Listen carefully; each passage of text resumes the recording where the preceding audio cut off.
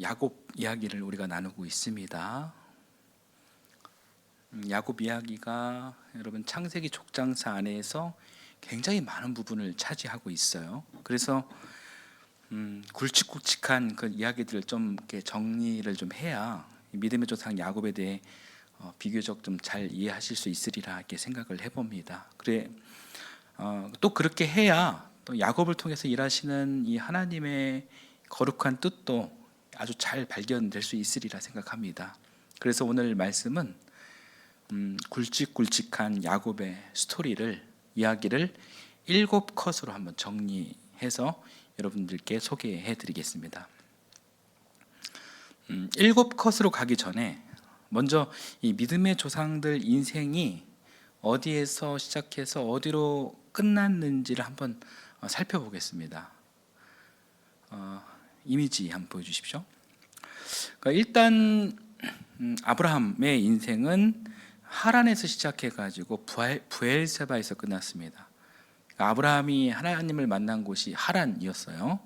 그래서 아브라함의 인생은 하란에서부터 시작해가지고 1000km나 떨어진 가나안 땅, 하나님께서 지시한 그 약속의 땅 가나안 브엘세바에서 자신의 인생을 마감했습니다. 그래서 아브라함 인생의 키워드는 여러분 믿음과 약속입니다. 아브라함의 믿음 그리고 신실하신 하나님의 약속. 그래서 믿음과 약속입니다. 여러분 이 키워드만 잘 기억하고 계셔도 족장사 우리 아브라함, 이삭, 야곱의 인생을 아마 잘 이해할 수 있으리라 생각을 합니다. 아브라함 인생의 키워드가 뭐라고요? 믿음과 약속. 잘 기억해 주십시오. 그리고 또 그 다음 이삭이 맨 처음 하나님을 만난 곳은 뭐 여러 가지 의견이 있을 수 있지만 우리가 지난 시간을 우리가 말씀을 나눈 이야기를 두고 봤을 때 이삭이 하나님을 맨 처음 만난 곳은 모리아 산이다 이렇게 이야기할 수가 있어요. 아버지 아브라함을 따라간 그 제물의 현장이죠. 칼을 들고 자기를 죽이려 했던 아버지의 이상한 행동, 이해할 수 없었던 행동이 있었던 곳. 결국 그 사건은 다행히 해피엔딩으로 끝났지만 이삭에게는 청소년 이삭에게는 그 사건은 굉장한 자기 인생의 트라우마가 되었습니다.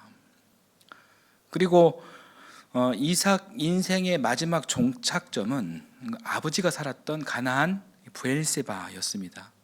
살면서 아버지와 여러 가지 갈등들이 있었지만 잘 이해할 수 없는 아버지의 그런 행보를 바라보면서 불만도 있었지만 돌고 도는 그런 인생을 살면서 결국 그 아버지의 인생을 차츰차츰 이해할 수 있었습니다.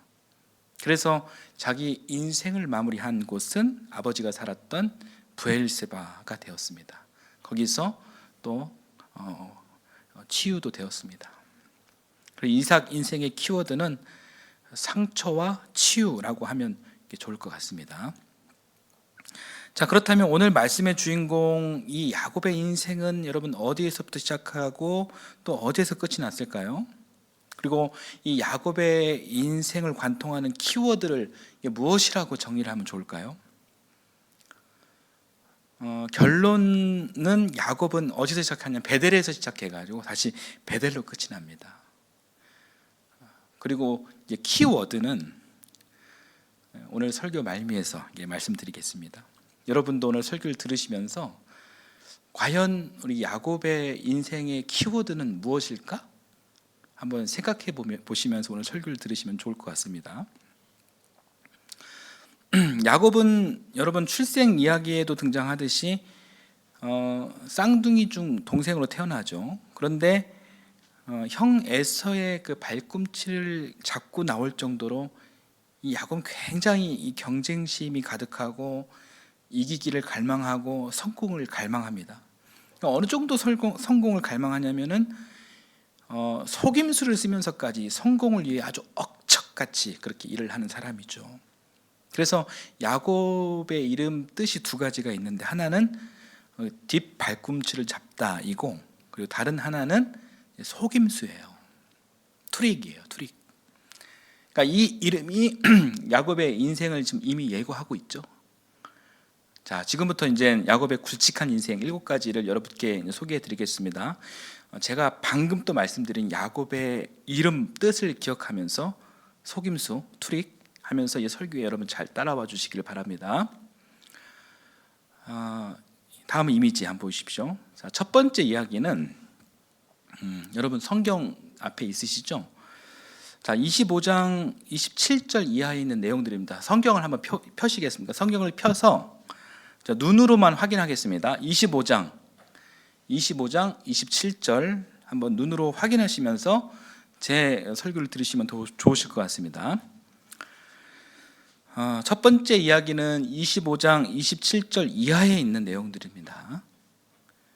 그러니까 야곱이 형 에서에게 이 장자권을 사는 이야기죠. 여러분, 제가 한번 여쭤볼게요. 이 장자권이 여러분 그렇게 좋은 것일까요? 뭐 대단한 것일까요? 야곱이 이 장자권을 획득해서 엄청난 부자가 되었습니까? 성공했습니까? 복을 얻었습니까? 그러니까 많은 분들이 실제로 그렇게 생각해요. 그렇지만 사실 야곱이 그 장자권 때문에 얻은 것은 복이 아니라 고생문이었어요. 형제끼리 악한 감정이 생기고 의절했습니다. 여러분, 그 이상 그 이하도 아닙니다. 성경에서는 그 이상 그 이하도 아니라고 이야기해요. 우리가 자녀 교육을 할 때 야곱의 이 부분을 교훈 삼으면 안 되는 거예요. 야곱이 얼마나 성공을 갈망했느냐? 형을 속이면서까지 그 성공을 갈망했다는 이야기가 여러분 첫 번째 이야기입니다. 그리고 두 번째는 27장을 펼쳐주십시오. 27장 전체 이야기예요. 에서로 변장한 야곱이 이번에는 누구를 속입니까? 자기 아버지를 속이고 있는 거예요. 왜요? 아버지의 축복권을 갈취하기 위해서입니다. 이건 역시도 첫 번째와 별반 다르지 않아요. 자기 성공을 이루기 위해서 아버지를 속였습니다. 사실 아버지 이삭의 축복도 대단한 것이 아니라고 했습니다. 제가 그 축복문에 대해서 제가 지난 시간에 이야기했었어요. 그것은 별로 신앙적이지 않다. 따라 하지 말아야 할 축복문의 모델이다. 이렇게 말씀드렸어요. 그러니까 할아버지 아브라함은 믿음이 있었지만 아버지 이삭은 그 선대에게 특별한 신앙 교육을 받은 적이 별로 없었고, 그래서 그의 인생이 믿음 있는 삶이다라고 보기 어렵다라고 지난 시간에 말씀드렸죠. 그 아버지 이삭의 영향을 받은 아들 야곱 역시 신앙과 믿음이 튼튼했다라고 볼 수가 없어요. 어떻게 성공할 수 있을까? 어떻게 내가 복을 받을 수 있을까? 그렇게 야곱은 골몰하다가 장자권이라도 얻으면, 아버지 축복이라도 얻으면 성공할 수 있을까? 그래서 어머니와 짜고 형 아버지를 속여가지고 그 아버지의 축복을 갈취했어요. 여러분, 다시 여쭤볼게요. 그 축복 받고 야곱의 인생이 잘 풀렸습니까? 여러분, 성경은 아니다라고 이야기하고 있어요. 그 축복 때문에 형 에서는 살기를 품었습니다. 그게 27장 41절 이야기예요. 이 이야기도 얼마나 이 야곱이 성공을 갈망했는지를 보여주는 것이고, 역시 신앙과 아무 상관이 없는 내용입니다. 이 일의 결과로 야곱은 할아버지와 어머니의 고향인 하란으로 도망갑니다. 자, 세 번째입니다. 세 번째도 이미지 보여주십시오. 자, 세 번째 이야기는 하란으로 가는 중 베델에서 하나님께서 나타나신 장면이에요. 자, 이것은 28장 이야기입니다. 28장도 한번 펼쳐주십시오. 눈으로 봐주십시오. 이 이야기를 보면 하나님이 그 야곱이 하나님의 등장을 바랐거나 기도했거나 기대해서 하나님께서 이렇게 나타나신 것이 아니에요. 돌베개 베고 잠 같은 고난이 닥쳐온 후에 그 고난의 의미를 깨달아서 간절한 회개가 있어서 하나님과 가까워져서 그래서 하나님이 나타난 것이 아니라 하나님의 등장 이유는 전적인 하나님의 주권적 일방적인 은혜였습니다. 할아버지 아브라함과 아버지 이삭에게 약속하신 그 약속을 하나님께서 반드시 지키시기 위해, 신실하신 주님 당신의 약속을 스스로 지키시기 위해 하나님께서 나타나신 거예요. 그게 어떤 약속이었습니까?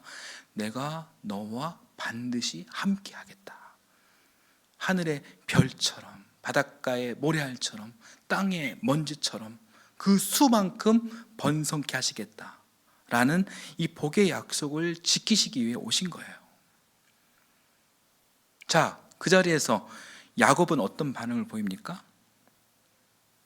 하나님 오셨습니까? 좋습니다. 그러면 저에게 3가지를 해주시면 제가 하나님께 3가지를 하겠습니다. 여러분, 이게 무엇이라고 했죠? 좋게 말하면 이것은 조건부 기도고 실제로는 하나님과 거래를 시도한 거예요. 창세기 28장 20절에서 22절에 있는 내용입니다. 야곱은 임마누엘 하나님의 등장 앞에서 저에게 복을 주시면 저의 베개 저 돌덩이가 성전이 될 것입니다. 여러분, 무슨 하나님이 집이 없으십니까? 하나님이 무슨 노숙자십니까? 저에게 이것을 해주시면 11조를 드리겠습니다. 뭐 하나님이 무슨 돈이 없으셔서 뭐 곤란한 일이 생기셨습니까? 무슨 하나님이 그런 것들이 필요하신 것처럼 엉뚱한 이야기를 하는데, 여러분, 그 이야기를 베델에서 한 거예요. 28장에서 한 거예요. 이때 야곱은 신앙이 없었습니다. 자, 어찌됐든 야곱은 하나님을 처음 만난 곳이 베델이었다. 여러분, 그렇게 이해해 주십시오. 여기에서부터 야곱의 인생이 사실상 시작됐다라고 보셔도 됩니다. 그런데 여러분, 한편으로는 이런 야곱이 사실 충분히 이해가 됩니다. 이 처음이라는 것은 여러분 늘 어색할 수밖에 없죠. 그러니 이 베델에서의 하나님과의 첫 만남, 야곱은 굉장히 당황했고 또 임마누엘 하나님에 대한 응답이 그렇게 서툴 수밖에 없었으리라, 그렇게 여겨집니다. 어쩌면 그 서툰 것이 당연한 일이에요. 그런 면에서 우리들과 야곱과 별반 다름이 없는 거예요. 그러나 야곱의 이 본격적 인생 이야기가 이 일로부터 시작해서 앞으로 이제 장황하게 펼쳐지고 있는 거예요. 아버지 이삭처럼 돌고 도는 그런 인생이 펼쳐지는데, 성경을 보면 야곱은 노년에 모든 인생의 쓴맛을 맛보고 다시 어디로 돌아옵니까? 베델로 이렇게 돌아오게 돼요. 다시 돌아온 베델 이야기는 설교 말미에서 다시 살펴보겠습니다. 그래서 야곱은 베델에서 출발해가지고 다시 베델로 오게 됩니다. 여러분, 야곱의 이야기는 굉장히 장황하지만 여러분, 핵심은 자, 시작점 베델에서 어떤 기도를 했는데 다시 돌아와서 종착점 베델에서는 어떤 기도를 했느냐. 시작점 베델의 모습은 하나님과의 관계에서 비신앙적인 모습이었는데 종착점 베델에서의 모습은 어떤 모습이냐 하는 것이 여러분 야곱의 핵심입니다. 자, 그것만 보시면 돼요. 자, 다음 이미지 보여주십시오. 4번째 이야기입니다. 자, 4번째 이야기는 창세기 29장에서 31장의 내용입니다. 또 성경을 또 펴주십시오. 자, 야곱의 이야기 중 제일 긴 이야기예요. 29장에서 31장까지 내용 제일 긴 이야기입니다. 그러니까 야곱이 형 에서가 무서워가지고 하란으로 도망갔습니다. 자, 하란에서 야곱이 잘 먹고 잘 살았습니까? 아니요. 고생문이 활짝 열립니다.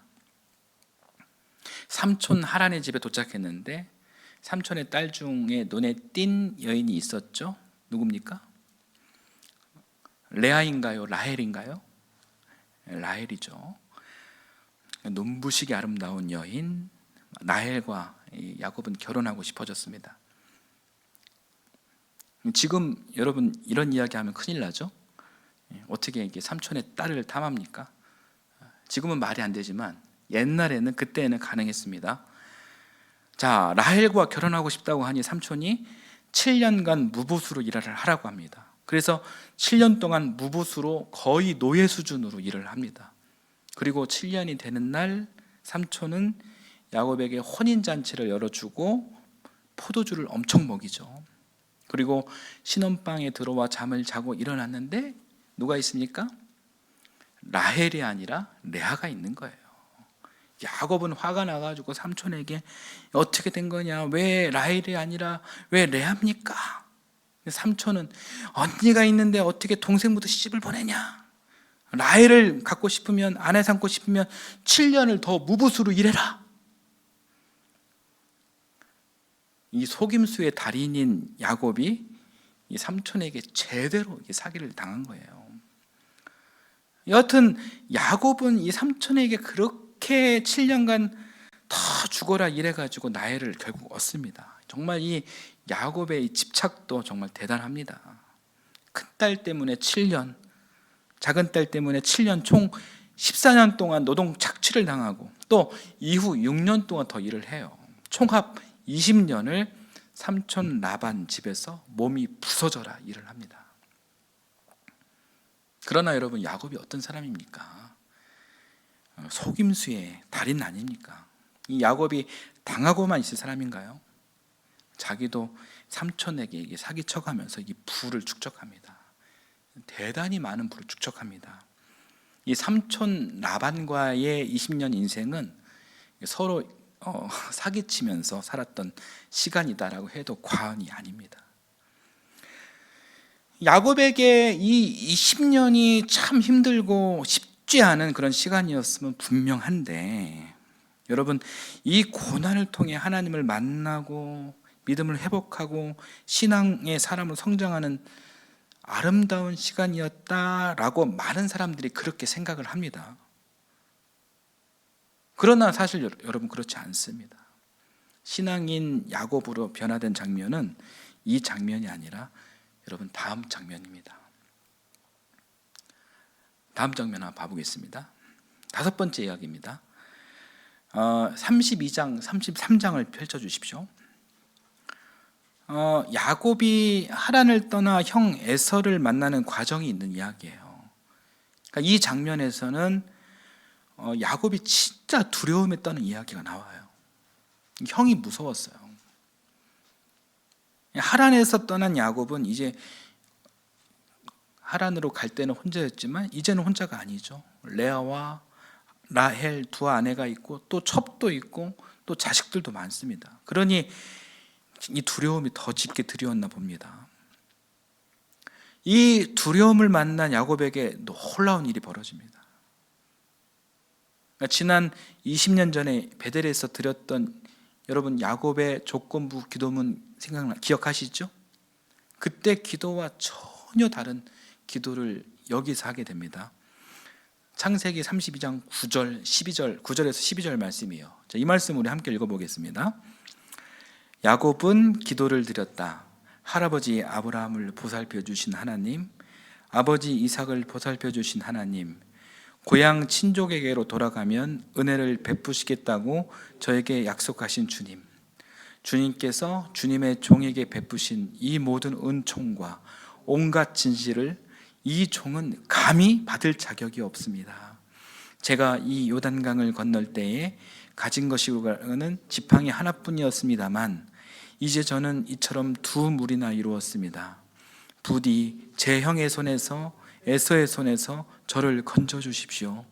형이 와서 저를 치고 아내들과 자식들까지 죽일까 두렵습니다. 주님께서 말씀하시기를 내가 반드시 너에게 은혜를 베풀어서 너의 씨가 바다의 모래처럼 셀 수도 없이 많아지게 하겠다 하시지 않으셨습니까? 네. 이 기도 끝에 아멘이 절로 나오시죠? 네.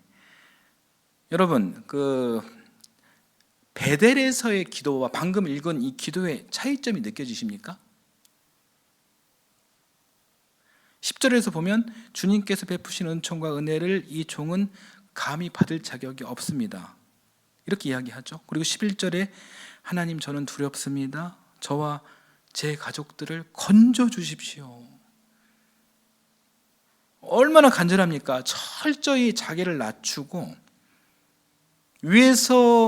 위선에 찬 자기로 포장하지 않고 간절하게 바라고 소원하는 이 기도는 정말 아주 모범적인 기도다라고 볼 수가 있는 거죠. 사실상 이때 야곱이 하나님 앞에 고꾸라졌고 그때부터 겸손하게 변화됐다. 시작점이 바로 여기다라고 볼 수 있는 거예요.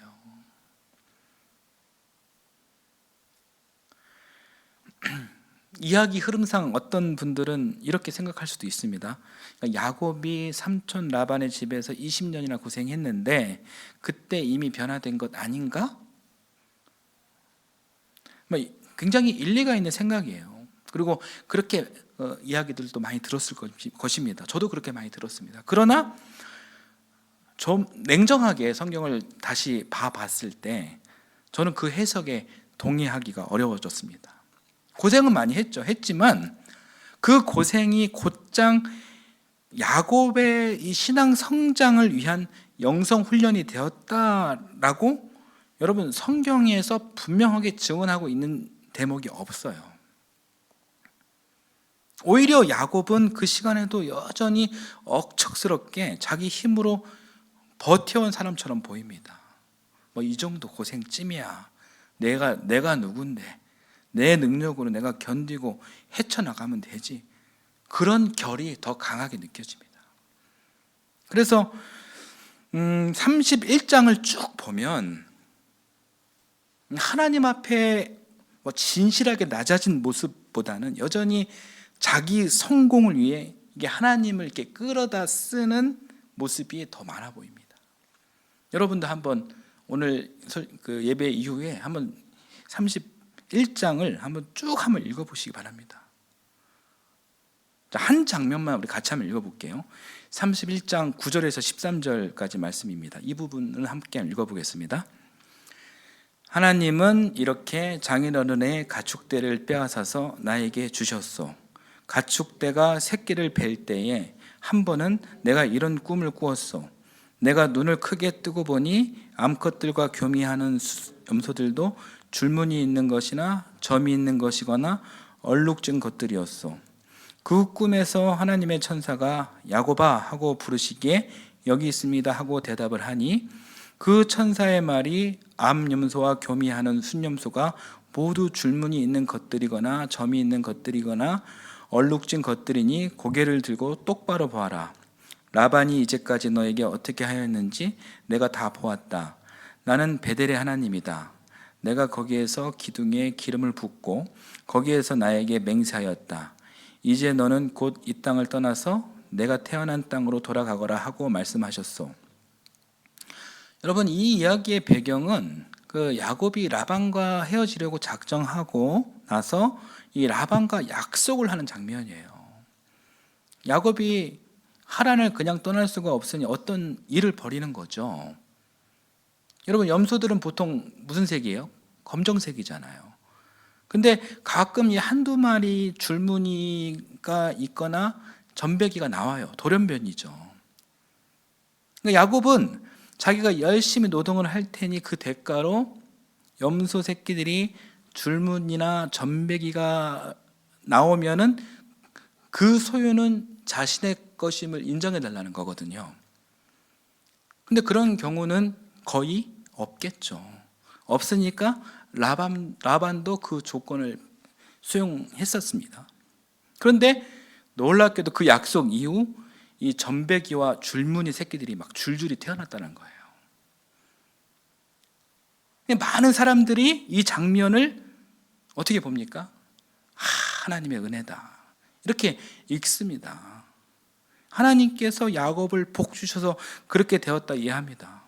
물론 그렇게 읽을 수도 있다 이렇게 생각을 합니다. 그러나 저는요, 그 해석에 선뜻 동의하기가 어렵습니다.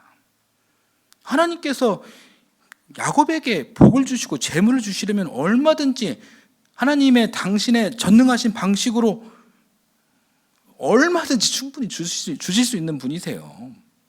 그런데 굳이 인간의 계산과 꾀처럼 보이는 방식으로 재물을 얻게 하셨다, 그렇게 읽는 데는 저는 동의하기가 참 어려웠어요. 제가 믿는 하나님은 여러분 그런 분이 아니십니다. 사람은 사기도 치고 유전자를 조작하고 유전자를 변형시키고 하지만 우리 하나님은 나 절대 그런 분은 아니십니다라고 저는 굳게 믿습니다. 저는 오히려 이 장면에서 야곱의 그 익숙한 모습을 봅니다. 여전히 자기 머리를 쓰고 여전히 자기 재주를 믿고 여전히 하나님까지도 자기 성공의 언어로 설명하는 그런 모습이 보였어요. 그러니 저는 이 줄무늬 사건을, 전배기 사건을 이 야곱의 뭐 깊어진 그런 믿음의 장면이라 이렇게 보지 않습니다.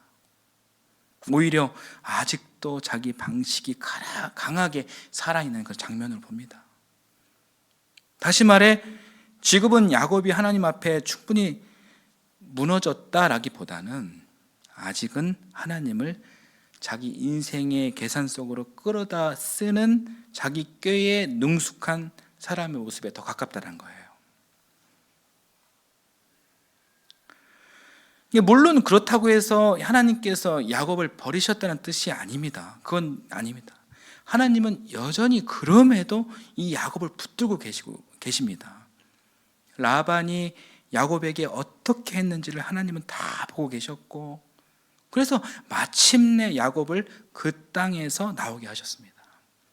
그러니 여기서 드러나는 것은 야곱의 성숙한 믿음이라기보다 아직도 여전히 미숙한 야곱을 버리지 않으시는 하나님의 끈질긴 신실하심이라고 말하는 편이 더 정확하겠습니다.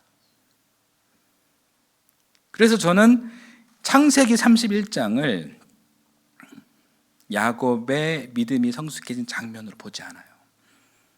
더 나아가 줄무늬 사건 자체를 하나님의 은혜라고 그렇게 설교할 수도 없습니다.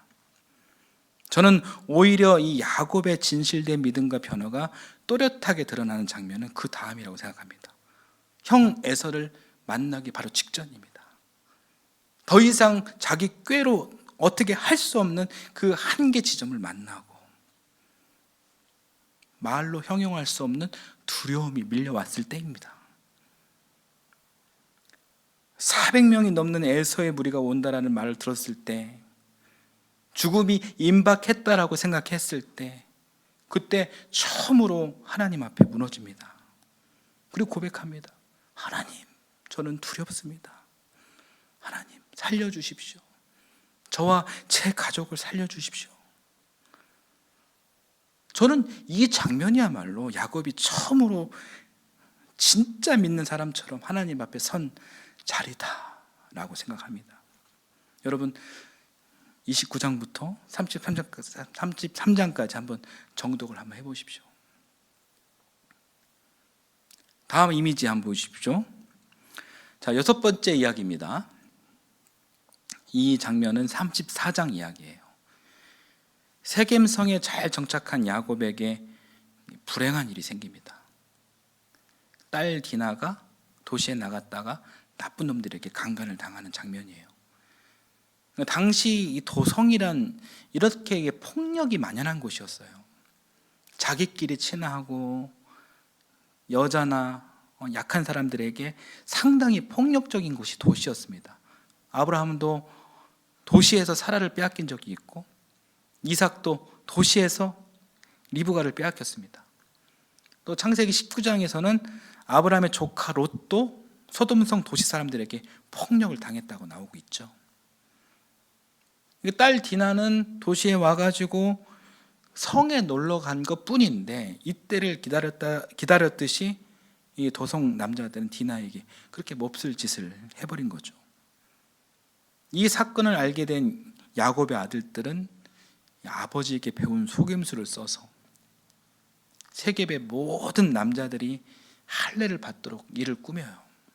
그리고 할례를 받고 아파하는 이 세겜의 모든 남자들을 다 죽입니다. 이 일을 뒤늦게 알게 된 야곱은 무너졌어요. 이 폭력을 낳은 일들에 대해 너무나도 가슴 아파합니다. 지금까지 어떻게 고생하며 여기까지 왔는데 이제는 평화롭게 살고 싶은데 그러지 못하는 자기 인생을 한탄합니다. 딸 디나는 도시폭력의 희생자였고 아들들은 도시폭력의 가해자였을 뿐입니다. 자, 마지막 7번째 이야기입니다. 35장 이야기예요. 오늘 본문이 있는 이야기입니다. 야곱은 그렇게 망연자실해 있습니다. 머리를 써가지고 술수를 써가지고 만들어낸 인생들인데 어느 것 하나 생각대로 안 됩니다. 이 파란만장한 인생이었지만 결국 허무함만이 밀려옵니다. 그런 망연자실한 무너져 있는 야곱에게 하나님께서 나타나십니다. 자, 1절 말씀을 한번 읽어보겠습니다. 하나님이 야곱에게 말씀하셨다. 어서 베델로 올라가 거기에서 살아라. 내가 너의 형 에서 앞에서 피해 도망칠 때에 너에게 나타난 그 하나님께 제단을 쌓아서 바쳐라. 자, 하나님께서 야곱에게 베델로 가라고 말씀하셨습니다. 야곱이 여러분 어떻게 응답했을까요? 자, 말씀으로 확인하겠습니다. 2절입니다. 야곱은 자기의 가족과 자기가 거느리고 있는 모든 사람에게 명령하였다. 너희가 가지고 있는 이방 신상들을 다 버려라. 몸을 깨끗이 씻고 옷을 갈아입어라. 여러분 어떻습니까? 결국 무엇이 헛된 것이고 허무한 것인지 야곱은 드디어 깨닫게 됩니다. 한평생 금가옥조로 떠받들고 살았던 꾀, 자기 술수, 속임수, 성공신화, 눈에 좋아 보이는 값진 보물들, 이 모든 것들을 다 버리고 또 더러워진 몸도 깨끗이 씻고 새 옷으로 갈아입으려고 합니다. 자, 이어서 3절 4절 말씀을 또 이어서 읽겠습니다. 이제 우리는 이곳을 떠나서 베델로 올라간다. 거기에다 나는 내가 고생할 때 나의 간구를 들어주시고 내가 가는 길 어디에서나 나와 함께 다니면서 보살펴 주신 그 하나님께 제단을 쌓아서 바치고자 한다. 그들은 자기들이 가지고 있는 모든 이방 신상과 귀에 걸고 있는 귀고리를 야곱에게 가져왔다. 야곱은 그것들을 세겜 근처 상수리 나무 밑에 묻었다. 여러분 굉장히 감동적이지 않습니까? 여러분 방금 우리가 읽은 이 장면은요, 야곱이 누구를 닮은 것 같습니까? 할아버지 아브라함을 닮았어요. 하란을 떠나서 가나안으로 떠나라 라는 이 하나님 명령을 믿음으로 준행한 이 할아버지 아브라함처럼 세겜을 떠나 베델로 떠나라는 하나님의 명령을 야곱은 믿음으로 떠납니다. 이 야곱이 정말 멋있는 장면은 4절이에요. 지금까지 지켜왔던 자신들의 모든 보물을 모두 세겜 근처 상수리 나무 밑에 묻었습니다. 이미지 보여주시겠어요? 다시 베델로 떠나는 여정 속에서는 여러분 어떠한 세속적인 짐이 없어요. 그동안 믿고 의지해왔던 모든 값진 것들을 다 포기하고 오직 믿음으로 걸어가는 그런 여정이었습니다. 그리고 6절, 7절, 8절에 베델에 도착합니다. 이 베델에서의 이야기는 여러분 많지 않아요. 이후 야곱 이야기는 하나님과 동행하며 동거하며 동락하며 행복하게 살았다는 결론입니다. 여러분 야곱과 관련한 7가지 이야기를 제가 전했습니다. 여러분, 이 야곱 인생의 이야기를 여러분 보시면서 어떤 생각이 드십니까? 야곱 이야기를 여기까지 따라오면서 우리가 분명히 보게 되는 것이 있습니다. 이 야곱은 처음부터 믿음이 좋은 사람이 아니었습니다.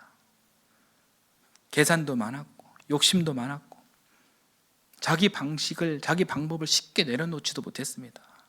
그런데도 하나님은 그런 야곱을 결코 포기하지 않으셨습니다. 넘어질 때도 함께 하셨고 돌아갈 때도 함께 하셨고 비신앙적인 모습이었을 때도 함께 하셨고 마침내 다시 베델로 돌아오게 하셨습니다. 그래서 저는 야곱 이야기의 키워드를 하나님의 신실하심과 야곱의 순종, 곧 이 신실과 순종이라고 정리하고 싶습니다.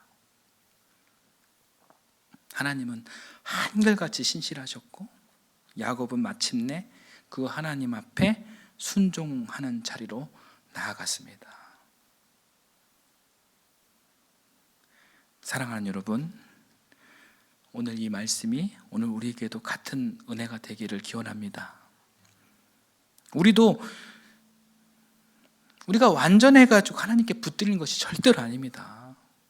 부족하고 흔들려도 하나님께서 우리를 놓지 않으시기 때문에 우리는 다시 믿음의 자리로 돌아오게 되는 것입니다.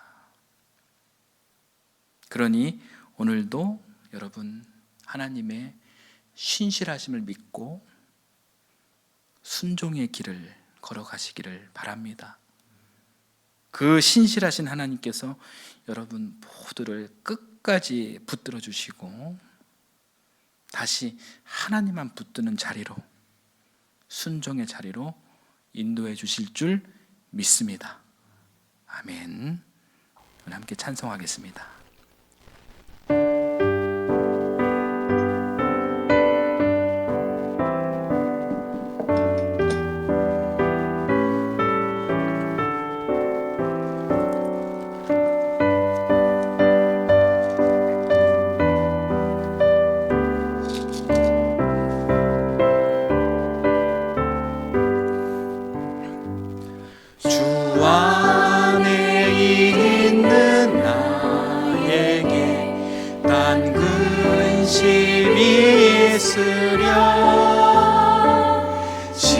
십자가 밑에 나아가 내 짐을 풀었네. 주님을 찬송하면서 할렐루야 할렐루야 내 앞길 걸고 험해도 나 주님만 따라가리. 그 두려움이 변하여 내 기도 되었고 전날의 한숨 변하여 내 노래 되었네. 주님을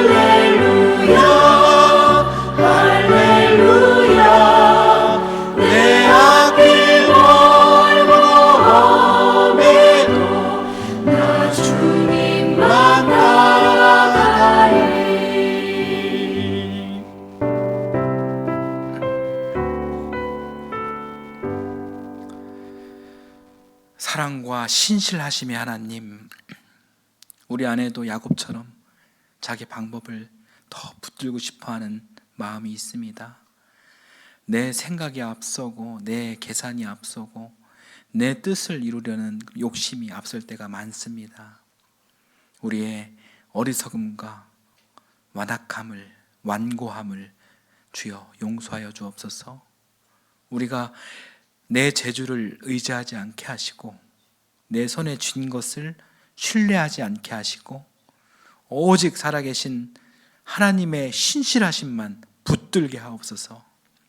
하나님, 야곱이 마침내 베델로 돌아와 순종의 자리로 나아갔듯이 우리도 다시 주님께로 돌아가게 하옵소서. 흔들린 자리에서 다시 믿음의 자리로 돌아가게 하시고 두려움의 자리에서 다시 순종의 자리로 나아가게 하시고 내 뜻을 내려놓고 하나님의 거룩한 뜻을 따르는 그런 주님의 백성 되게 하옵소서.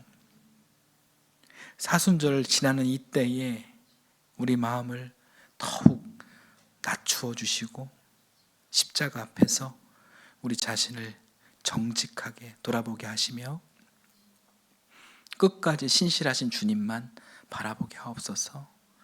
사랑하는 주님의 성도들 한 사람 한 사람을 붙들어 주옵소서. 삶의 무게 속에 있는 이들에게 하나님 힘을 주시고 두려움 가운데 있는 이들에게는 주여 평안을 주시고 늦게 깨닫는 사람에게도 다시 시작할 은혜를 주여 허락하여 주옵소서. 그리하여 우리 모두가 하나님의 신실하심을 믿고 오늘도 주님을 향하는 순종의 걸음을 내딛게 하시며 마침내 하나님만 붙드는 사람으로 서게 하옵소서. 우리를 끝까지 붙들어 주시고 구원하시는 예수 그리스도의 이름으로 기도드립니다. 아멘.